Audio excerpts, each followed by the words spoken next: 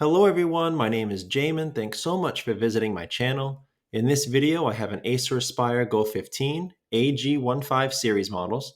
I'm going to show you how to get inside, access your Wi-Fi card. So first thing, power down the computer through the start menu, make sure it's off and unplugged from your charger. We're then going to flip your computer over to access your bottom case screws. Now there are 10 screws in this bottom case. After you remove those screws, you're going to take a small, flat, plastic pry tool and you're going to go across the seam of the bottom case and pry it up from your computer. It's generally best to start near the rear, near one of the two hinge assemblies. I found it easiest from this middle section right here to start prying it up. Don't put the pry tool too far in. You could damage some internal components. Just keep it on the edge. Go nice and slow but firm.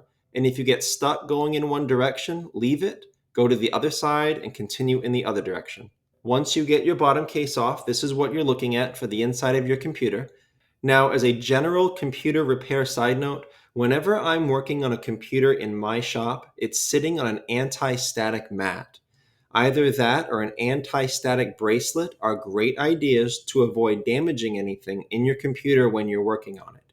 If you would like any help with tools or supplies for your project, as well as any of the replacement or upgrade components for this specific model, the AG1551P, there will be a link above, also below in the description, and it will be a list of all those tools and supplies and replacement parts.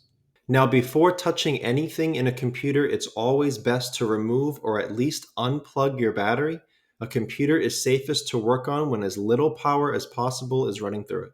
Here's your battery right down here. It's held in by these two screws on either side, and it plugs into the motherboard right here near the green arrow.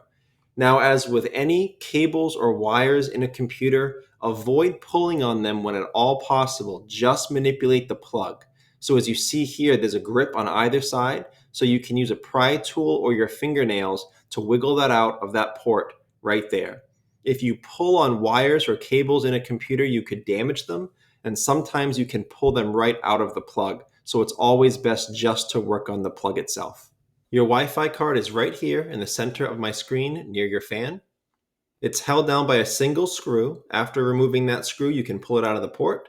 And then all you have left are these two antenna wire. These are just snaps. They pull directly up and off of the Wi-Fi card to remove.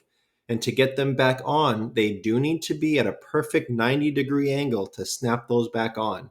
Keep in mind, you are strong enough to damage them if they're not at the right angle and you try to force it. So go nice and slow, be patient. It could be a pain in the butt if you're not used to it, but you will be able to get those back on. This is a Wi-Fi 6 card, 802011AX Intel card. I will have all the Wi-Fi card info below in the description. I will also include a replacement Wi-Fi card in that link I told you about with all of the replacement and upgrade parts for this model computer.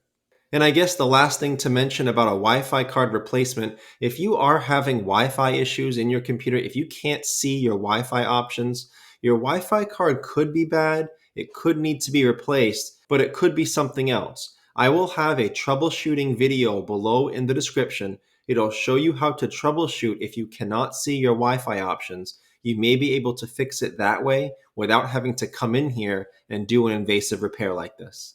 But that's the end of this video, how to get into your Acer Aspire Go 15 and access your Wi-Fi card. Thanks again so much for watching. Please remember to like and share if this helped you out, if you think it can help someone else out. And feel free to subscribe if you enjoy DIY computer content like this, or if you just want to keep me on hand to answer any of your future computer questions. I do try to answer all questions throughout my channel at least a couple times a day. Also, feel free to check out the related link section below in the description. From time to time, I do try to add things in there that I think will help you with your general computer life, make it more productive, more enjoyable. So thanks again for watching, everyone. I look forward to seeing you on my next video.